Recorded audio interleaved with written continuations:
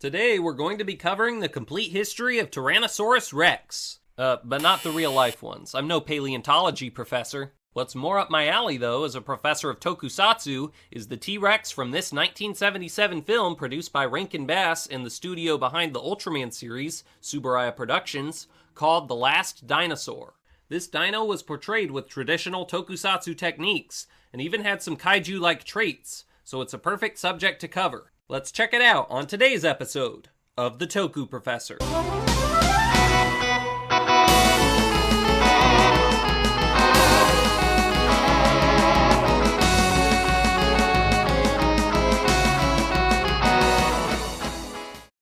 Hello, and welcome back to the world's only classroom where you can roar whenever you want in the middle of class. Provided, of course, that you can perfectly imitate Godzilla's iconic call when doing so, as today's subject sometimes tried to.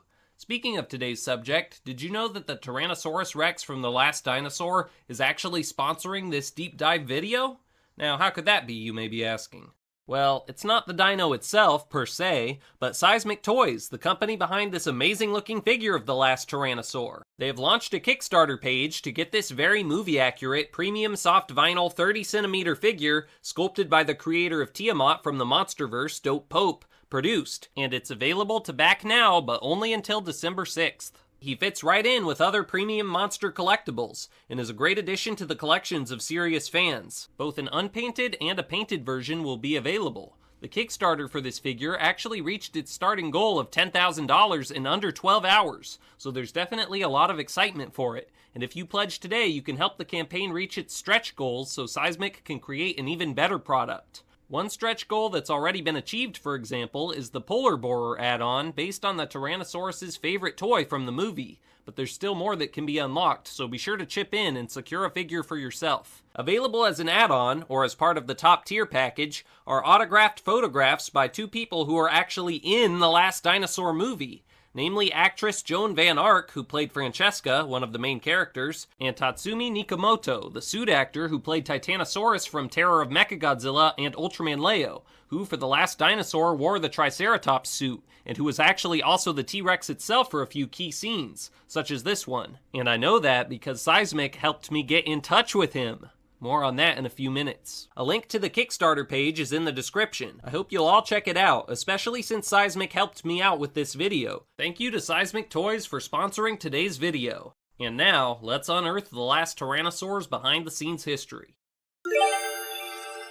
The creature that would eventually become our favorite T-Rex was apparently first dreamed up by this man, William Thomas Overgaard, who worked on the American Steve Roper comic strip for 31 years. According to the Tokusatsu history book, Writing Japanese Monsters, Overgaard approached ABC in 1975 with a pitch for a TV film about a hunter who time travels to the past to try and hunt down a dinosaur. However, he was initially turned down because ABC didn't think the comic strip artist was qualified to make a movie, and also apparently because they had a different creature feature in the works, namely a remake of King Kong, which, if I'm connecting all the right dots, may have been dreamed up by Michael Eisner, who would later become CEO of Disney, but then worked for ABC.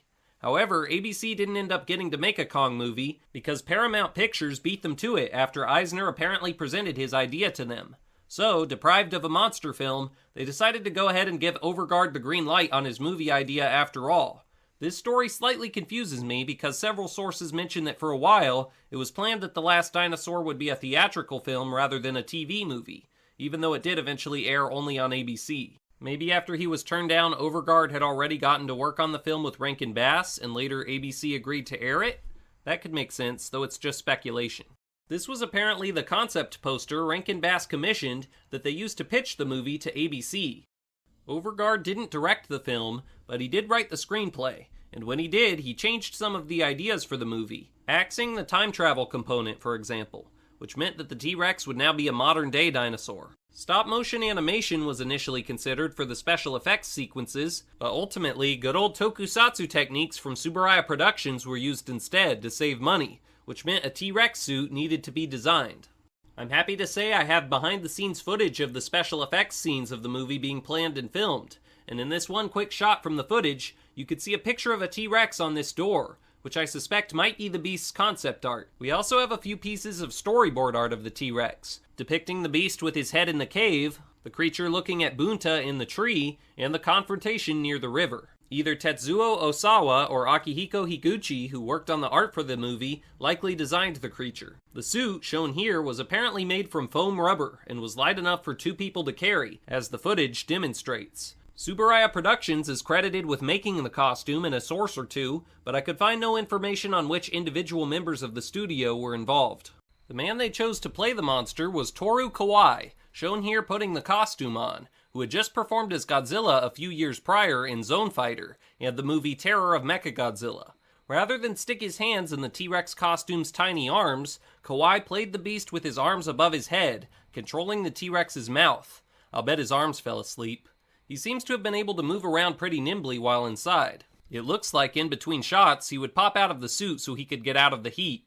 In this shot, you can see wires being used to make the T-Rex jump back, and here you could see him fighting the Triceratops with no one fully inside. Since it was a close-up, there was no need for this man, who I assume was the Triceratops' main suit actor, Tatsumi Nikamoto, to get fully into the costume for that shot. Though Kawai handled most of the T-Rex's scenes, Nikamoto, who had worked with him in the past in Terror of Mechagodzilla and Ultraman Leo, where he played Tyrannosaurus and Leo, respectively, wore the T-Rex suit and played the dino for a few key shots in The Last Dinosaur. Speaking of Tatsumi Nikamoto, remember how I said I got in touch with him? I think the time has finally come to discuss the behind-the-scenes info from this movie that he shared with me.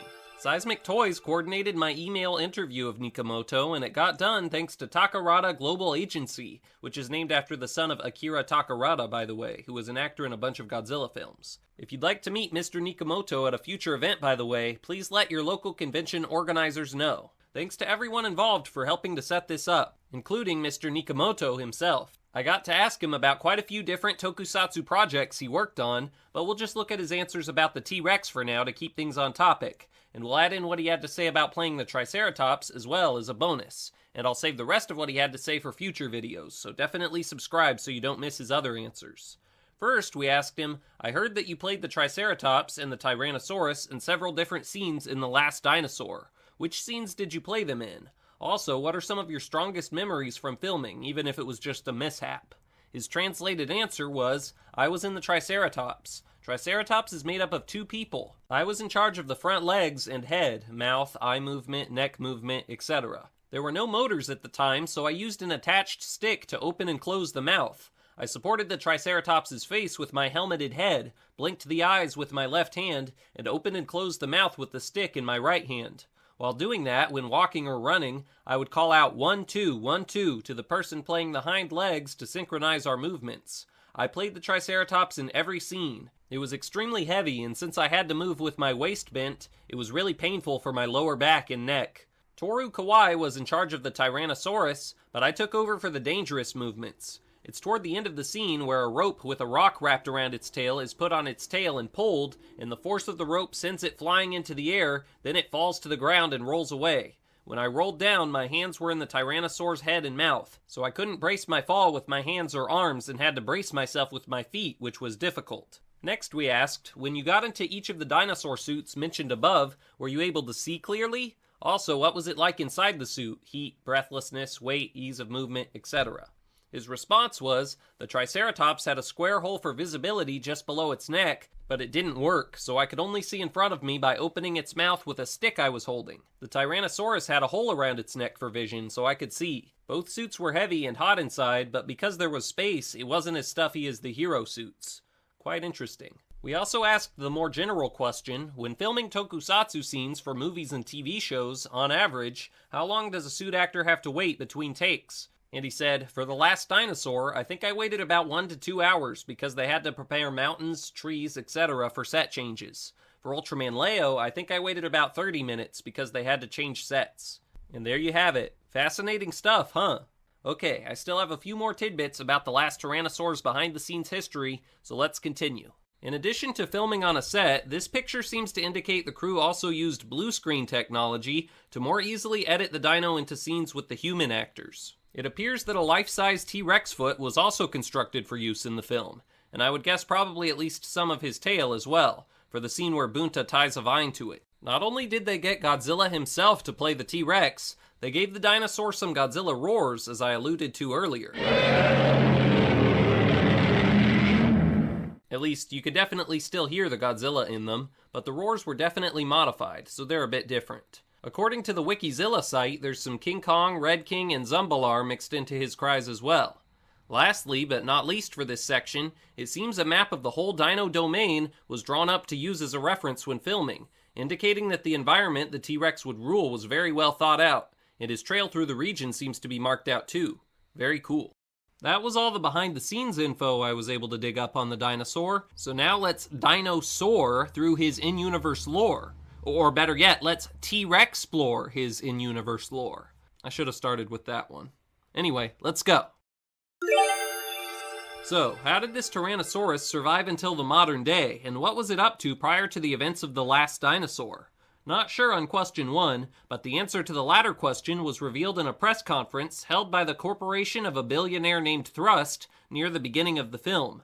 Thrust had been running a drilling operation under the northern polar cap with some laser drill vehicles called polar borers that were manned by small groups of his employees. But as one of his teams was boring in their not-so-boring borer, the drill with which they drilled them into a land of horror. This was not a drill. Polar Borer 5, with 5 men inside, disappeared off the monitor that was monitoring it, and, well, here, I'll just show you their diagram of what happened.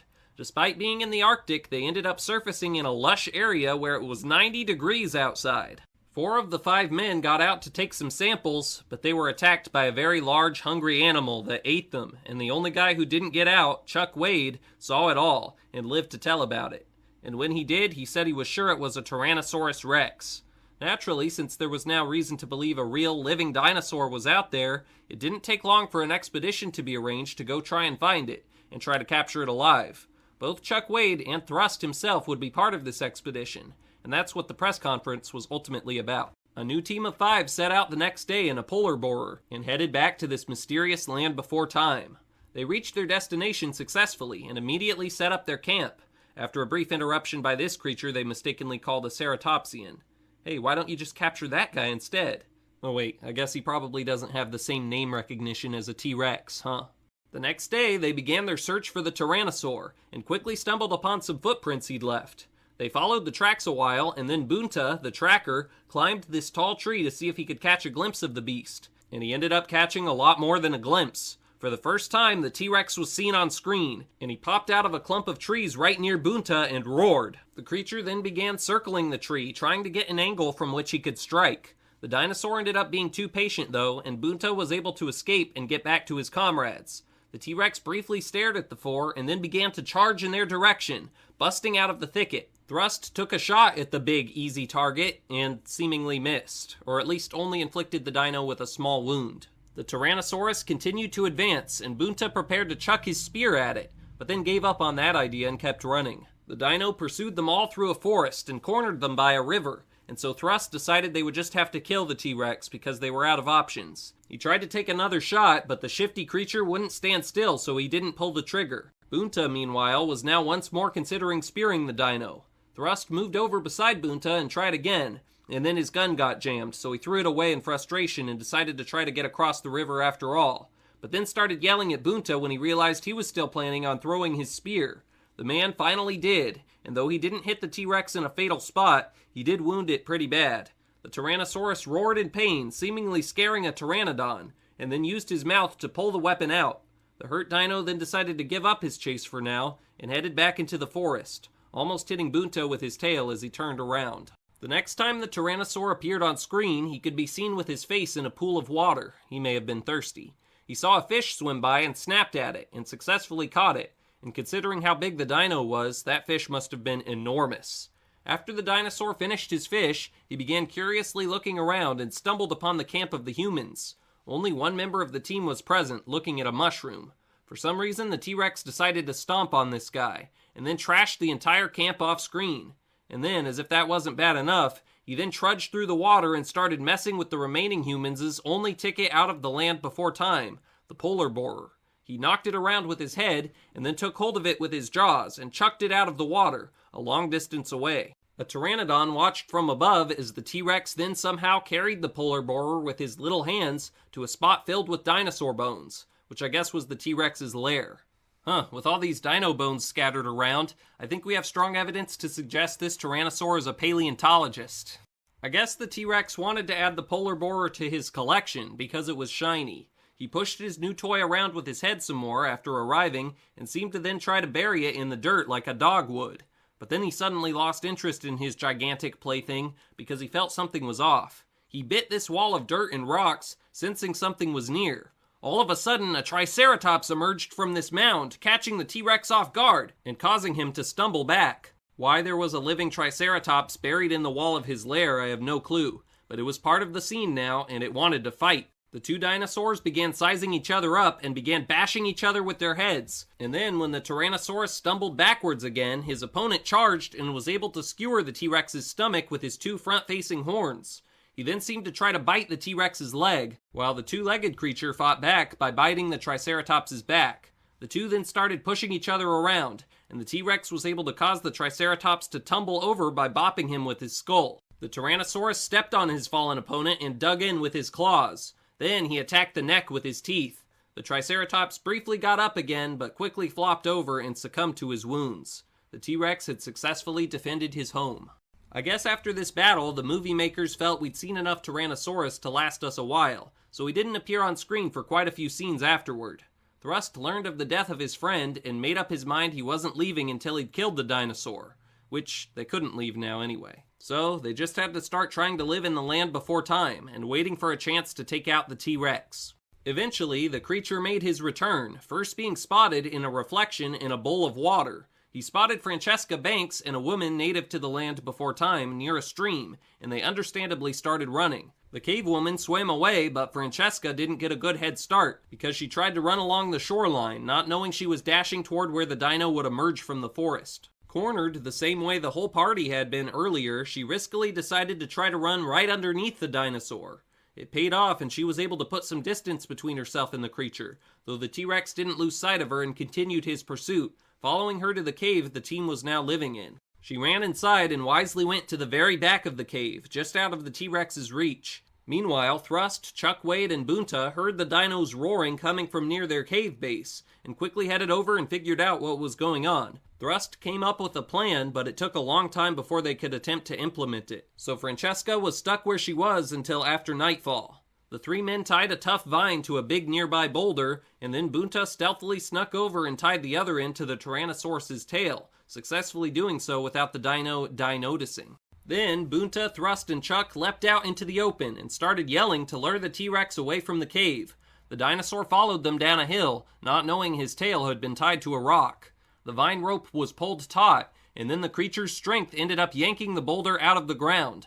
The huge rock rolled down the hill, gathering speed, and sped right past the T-Rex.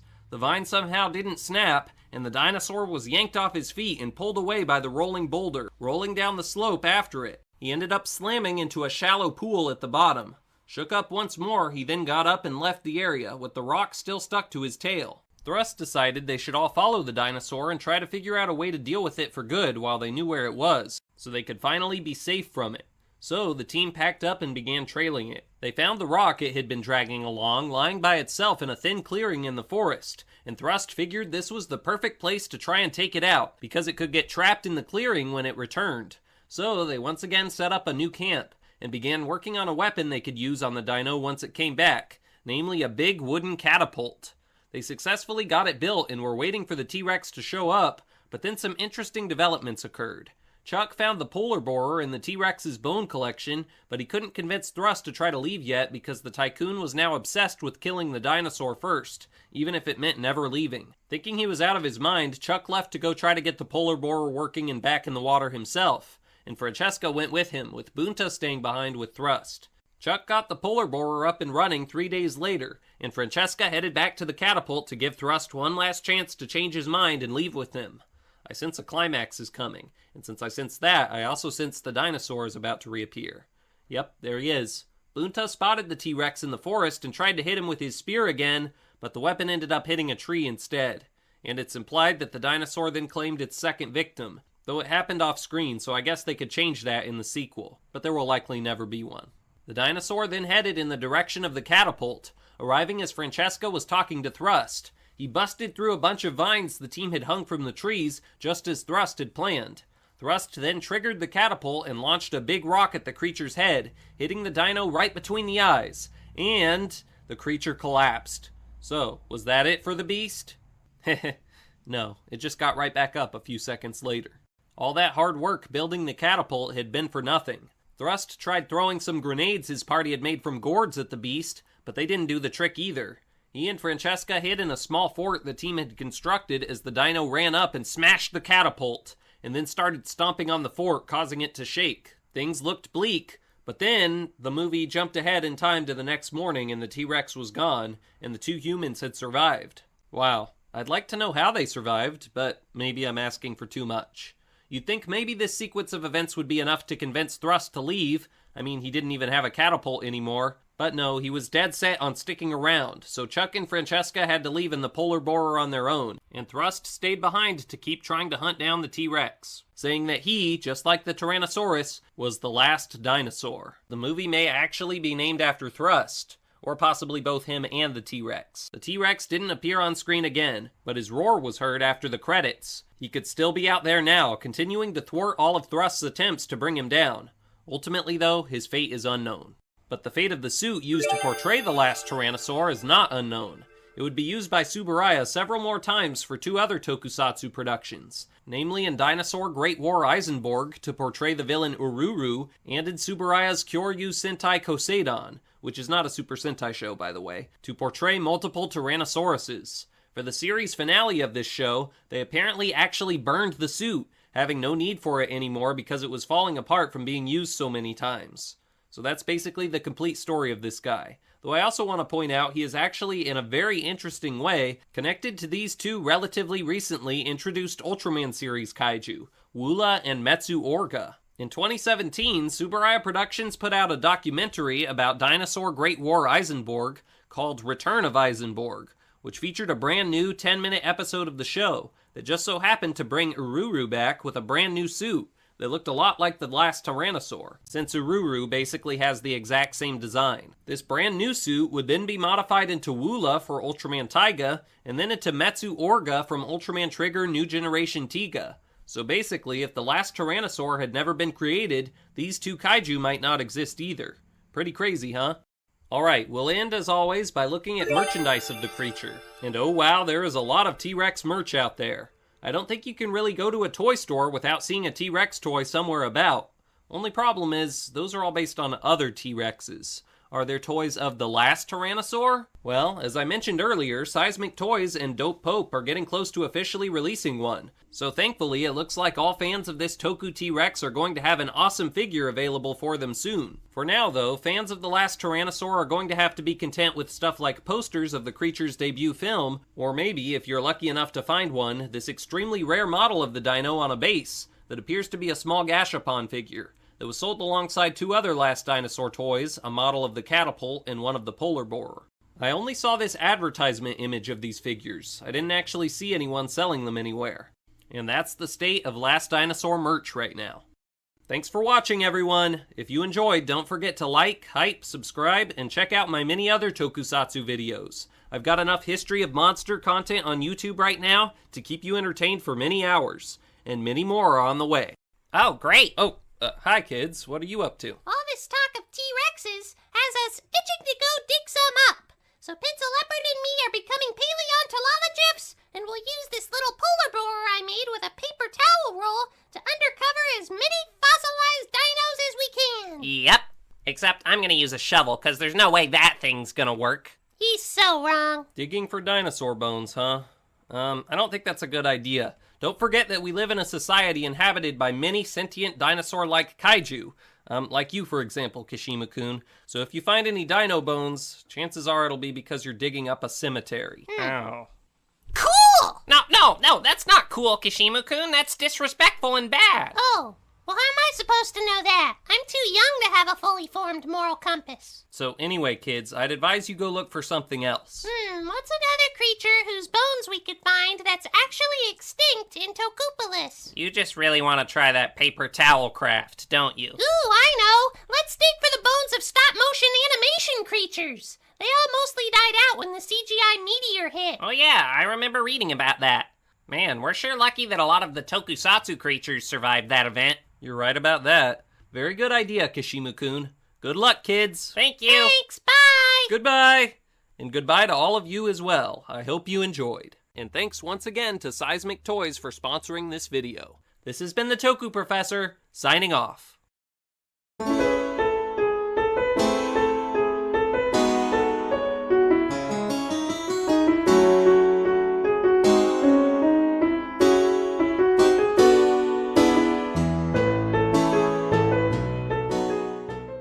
What?